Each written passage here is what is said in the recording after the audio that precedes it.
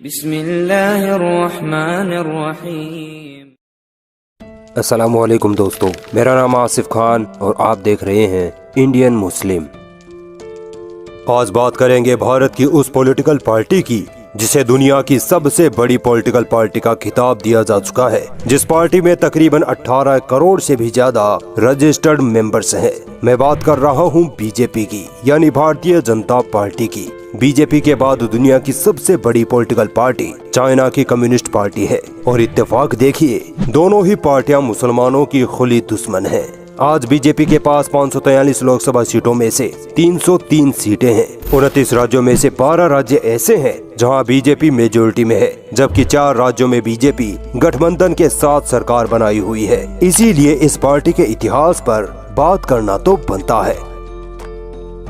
आखिर कब और कैसे वजूद में आई थी बीजेपी? बिना देश का विकास किए, बिना रोजगार दिए, आखिर कैसे बीजेपी भारत की सबसे पॉपुलर और पावरफुल पॉलिटिकल पार्टी बनी? आखिर बीजेपी कैसे सिर्फ 2 सीटों से आज 303 सीटों तक पहुंच चुकी है? भारत का बहुसंख्यक समाज सिर्फ बीजेपी को इतना सपोर्ट क्यों करता है? आखिर 1991 में ऐसा क्या हुआ था जिससे बीजेपी ने भारत के इतिहास की सारी राजनीति को ही पलट कर रख दिया था? क्या हमारा देश डिक्टेटरशिप की ओर बढ़ रहा है? सब जानेंगे आज की इस खास वीडियो में। बस आखिर तक बने रहिएगा, यकीन मानिए आज आपके रोंगटे खड़े होने वाले हैं।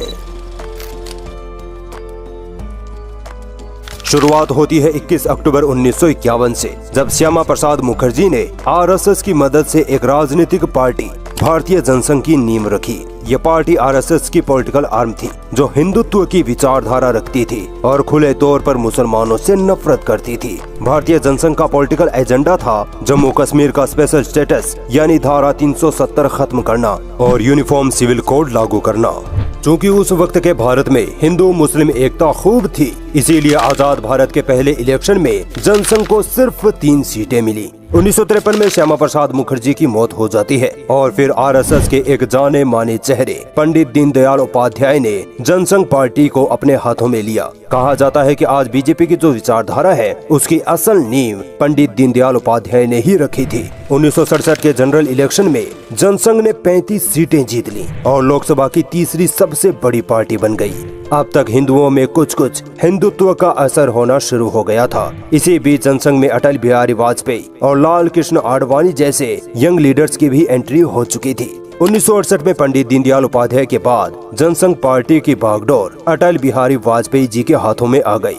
जनसंघ अपने आप को मजबूत करने में लगा ही था कि वक्त आता है 1975 का, जब इंदिरा गांधी ने देश में इमरजेंसी लागू कर दी थी। जनसंघ ने इसी मौके को आड़े हाथों ले लिया और कई अपोजिशन पार्टीज के साथ मिलकर कांग्रेस के खिलाफ आंदोलन छेड़ दिया। इंदिरा गांधी ने जनसंघ के हजारों कार्यकर्ताओं को जेल में डलवा दिया। ये वो वक्त था जब जनता कांग्रेस के खिलाफ हो चुकी थी। 1967 में इमरजेंसी हटी और जब इलेक्शन हुए तो वो हो गया जिसकी किसी ने कल्पना भी नहीं की थी। पहली बार कांग्रेस सरकार सत्ता से बाहर थी और जनसंघ के साथ मिली बाकी पार्टियों की गठबंधन की सरकार वजूद में आ चुकी थी। मगर इस गठबंधन में कुछ ऐसी पार्टियां भी थी जो सेकुलर थी, जो आरएसएस के दबाव में नहीं रहना चाहती थी। इसी वजह से इन पार्टियों ने जनसंघ से अपना नाता तोड़ लिया और फिर 1980 में सरकार गिर गई और कांग्रेस वापस सत्ता में लौट आई। 6 अप्रैल 1980 का वो दिन जब आज की भारतीय जनता पार्टी का जन्म हुआ। अटल बिहारी वाजपेयी और लाल कृष्ण आडवाणी की लीडरशिप में भारतीय जनसंघ ने अपना नाम बदलकर भारतीय जनता पार्टी कर लिया। ये वो भारतीय जनता पार्टी थी जो कुछ हद तक सेकुलर थी और गांधीवादी विचारधारा के साथ चुनाव में उतरी थी। मगर वाजपेयी और आडवाणी का ये प्लान कामयाब नहीं हो पाया। 1984 के इलेक्शन में बीजेपी को सिर्फ 2 सीटें ही मिली थी। यही वजह थी कि सेकुलर बीजेपी ने यू टर्न मार लिया और पहले से भी ज्यादा कट्टर और उग्र हिंदुत्व की राजनीति में लौट आई। 1980 के दशक में विश्व हिंदू परिषद ने बाबरी मस्जिद और राम मंदिर मुद्दे पर आंदोलन शुरू कर दिया था। यही वो खतरनाक मुद्दा था जो आने वाली भारतीय राजनीति को पलटकर रख देने वाला था। 1984 में बीजेपी की करारी हार के चलते बीजेपी को कुछ समझ में ही नहीं आ रहा था कि भारतीय राजनीति में कैसे जगह बनाई जाए। मगर फिर बीजेपी ने हिंदुओं की आस्था के साथ खेलने का प्लान बनाया और बाबरी मस्जिद मुद्दे पर विश्व हिंदू परिषद के साथ मिल गई और कट्टर हिंदुत्व और मुसलमानों से नफरत भारत की राजनीति शुरू कर दी। बीजेपी को इस हिंदुत्व की राजनीति से ऐसा फायदा मिला जो किसी ने सोचा भी नहीं था। 1989 तक बीजेपी को राम मंदिर के नाम पर हिंदुओं का फुल सपोर्ट मिलने लगा और 1989 के इलेक्शन में बीजेपी 2 सीटों से सीधे 86 सीटों तक पहुंच गई। ये तो बस शुरुआत थी। आने वाले वक्त में बीजेपी ऐसा कुछ करने वाली थी जिससे भारत की पूरी राजनीति में उथल पुथल मचने वाली थी। सितंबर 1990 में आडवाणी ने राम मंदिर बनवाने के लिए सोमनाथ से अयोध्या तक रथ यात्रा निकालने का प्लान बनाया। बीजेपी को अपना भविष्य साफ दिखाई दे रहा था। बीजेपी को पता चल गया था कि राम मंदिर और हिंदू धर्म के सहारे वो आसानी से सत्ता में घुस सकते हैं। आडवाणी की रथ यात्रा ने जगह जगह हिंदू मुस्लिम दंगे करवाए। देश का माहौल पूरी तरह तहस नहस हो चुका था। जब ये रथ यात्रा बिहार पहुंची तो उस वक्त के बिहार के सीएम लालू प्रसाद यादव ने आडवाणी को पकड़कर जेल में डाल दिया। मगर अब तक ये रथ यात्रा अपना काम कर चुकी थी। हिंदुओं को पूरी तरह भड़काया जा चुका था। हजारों की तादाद में हिंदू राम मंदिर के लिए अयोध्या पहुंचने लगे। यूपी का माहौल इतना बिगड़ गया था कि जगह जगह दंगे होने लगे। इसी बीच बीजेपी ने वीपी सिंह सरकार से अपना समर्थन वापस ले लिया और ये सरकार गिर गई। 1991 में जब दोबारा इलेक्शन हुए तब बीजेपी और पावरफुल बनकर उभरी। बीजेपी को 120 सीटें मिली और यूपी में भी बीजेपी ने सरकार बना ली थी। लेकिन इस कहानी में सबसे बड़ा मोड़ आना अभी बाकी था। 6 दिसंबर 1992 आरएसएस और उसके हिंदू सहयोगी दलों ने यूपी में एक रैली निकाली जिसमें तकरीबन 1 लाख से ज्यादा उग्र कट्टर हिंदू शामिल थे। ये रैली जानबूझकर बाबरी मस्जिद के पास ही की गई और फिर वो हुआ जिससे पूरा भारत हिल गया। आडवाणी और बाकी हिंदुत्व नेताओं ने अपने भाषणों से हिंदुओं को इतना भड़काया कि उस उग्र हिंदू भीड़ ने बिना खौफ के बिना सोचे समझे ही बाबरी मस्जिद को शहीद कर डाला। ये घटना पहले से ही प्लान की जा चुकी थी।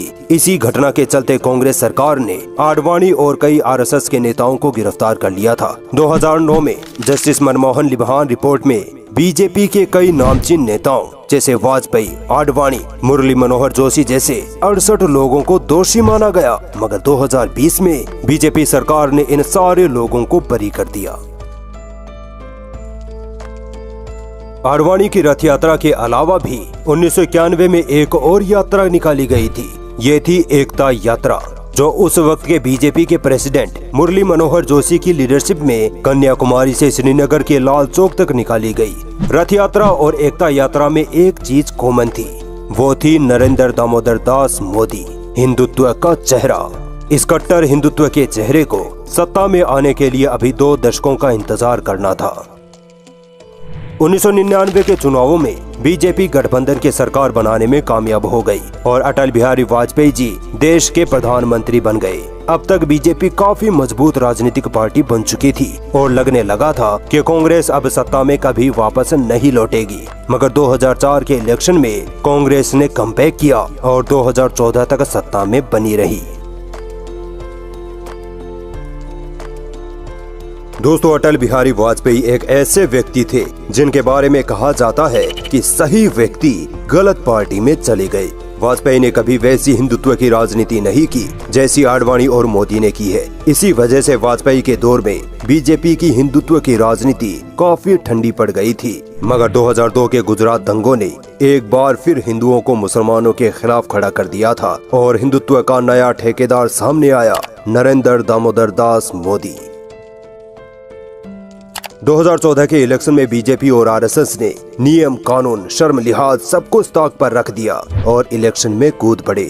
2014 में बीजेपी के जीतने के कई कारण थे। सबसे बड़ा कारण था हिंदुओं का पूरी तरह से ब्रेन वॉश। बीजेपी ने हिंदुओं के दिमाग में ये बिठा दिया था कि मुसलमान तुम्हारे दुश्मन है, उनकी तादाद बढ़ती जा रही है, वो इस देश पर कब्जा कर तुम्हें तुम्हारे देश से खत्म कर देना चाहते हैं। 100 करोड़ हिंदुओं को 20 करोड़ मुसलमानों से डर लगने लगा। हिंदुओं को राम मंदिर का लालच दिया गया। धर्म की ऐसी अफीम चटाई गई कि हिंदुओं को मोदी में भगवान नजर आने लगा। बीजेपी का सबसे बड़ा हथियार था फेक न्यूज।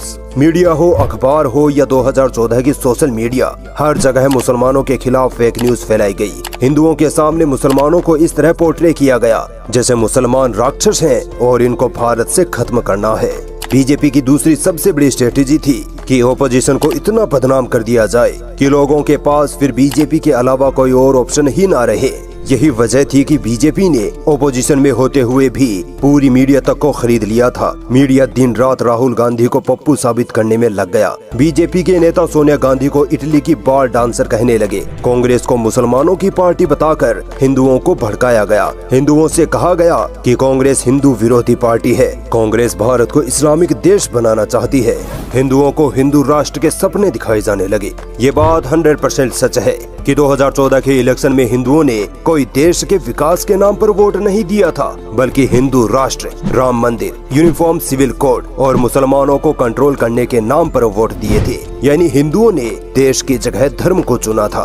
भले ही आज बीजेपी को सपोर्ट करने वाले हिंदू अपने आप को कितना भी देशभक्त कहें, मगर हकीकत ये है कि उनकी देशभक्ति तभी जागती है जब हिंदू धर्म की कहीं बात हो या फिर मुसलमानों की बात हो। वरना बीजेपी के हिंदुओं ने कभी रोजगार, गरीबी, दलित और मुसलमानों पर होते जुल्मों और देश की तरक्की पर बात नहीं की। हिंदुओं ने मोदी को चुना ही इसलिए था क्योंकि उन्होंने मोदी को गुजरात 2002 मॉडल सजाते देखा था और अब वो पूरे भारत में वही करना चाहते हैं जो 2002 गुजरात में हुआ था। यही वजह थी कि 2014 के फौरन बाद मुसलमानों पर जुल्म बढ़ने लगे। कभी गाय के नाम पर तो कभी राम के नाम पर मस्जिदों के सामने जानबूझकर भड़काऊ नारे और गाने बजाना, लव जिहाद के नाम पर मुसलमानों को टारगेट करना, मुसलमानों को पाकिस्तानी कहना, आतंकवादी कहना, इस्लाम पर सीधे हमले करना, ये सब हिंदू सुपरमेसी को दिखाने के तरीके थे। भारत का बहुसंख्यक समाज अब पूरी तरह से बीजेपी के जाल में फंस चुका है और अब वो कभी इस जाल से आजाद नहीं होगा, यहाँ तक कि देश बर्बाद न हो जाए। बीजेपी ने 2014 में 282 लोकसभा सीटें और 2019 में 303 लोकसभा सीटें जीती थी। बीजेपी की सफलता में एक चीज ने अहम रोल अदा किया था और कर रहा है, वो है बीजेपी IT सेल यानी व्हाट्सएप यूनिवर्सिटी। आप सोच भी नहीं सकते कि ये झूठ फैलाने का कितना बड़ा बाजार है। ध्रुव राठी ने इस टॉपिक पर क्या शानदार वीडियो बनाई थी। बीजेपी की हर चाल का पर्दाफाश किया था बंदे ने। यकीन मानिए ध्रुव राठी ने अपना करियर दांव पर लगा रखा है। 2024 में बीजेपी सत्ता में वापस लौटते ही सबसे पहले ध्रुव राठी का YouTube चैनल 100% बैन करेगी। हो सकता है रिजल्ट आने से पहले ही कर दे। ध्रुव राठी ने सही कहा था कि हमारा देश डिक्टेटरशिप की ओर बढ़ रहा है और ये कहीं ना कहीं सच भी है। बीजेपी संविधान में ऐसे बदलाव कर देगी कि ओपोजिशन सारा खत्म हो जाएगा और फिर एक देश, एक पार्टी, एक इलेक्शन ही इस देश की किस्मत होगी। बीजेपी ने हिंदुओं को जो धर्म की अफीम चटाई है, यकीन मानिए उसका नशा इतनी आसानी से उतरने वाला नहीं है। बीजेपी 2039 तक सत्ता में बनी रहेगी। आज बीजेपी के पास इतने पैसे हैं कि वो किसी भी पार्टी के बड़े से बड़े नेता को खरीद सकती है और जो नेता नहीं बिकता उसके पीछे CBI, ED को लगा दिया जाता है और फिर विपक्षी नेता खुद ही बीजेपी ज्वाइन कर लेता है और जो नेता न बिकता है न बीजेपी ज्वाइन करता है, बीजेपी उसे किसी न किसी तरह फंसाकर जेल में कैद करवा देती है। भारत के इतिहास में इतनी घिनौनी राजनीति कभी नहीं हुई थी। जब कोई नेता ओपोजिशन में होता है तो वो भ्रष्टाचारी होता है, मगर जैसे ही वो नेता बीजेपी ज्वाइन कर लेता है तो वो दूध का धुला बन जाता है। अगर भारत के जिम्मेदार लोग सही समय पर नहीं जागे तो एक वक्त ऐसा आएगा जब ये देश बर्बाद हो जाएगा। बीजेपी से देश को बचाना है तो हम सबको साथ आना होगा, वोट करना होगा, हमारी सुरक्षा के लिए, हमारे बच्चों के भविष्य के लिए, हमारे देश की तरक्की के लिए।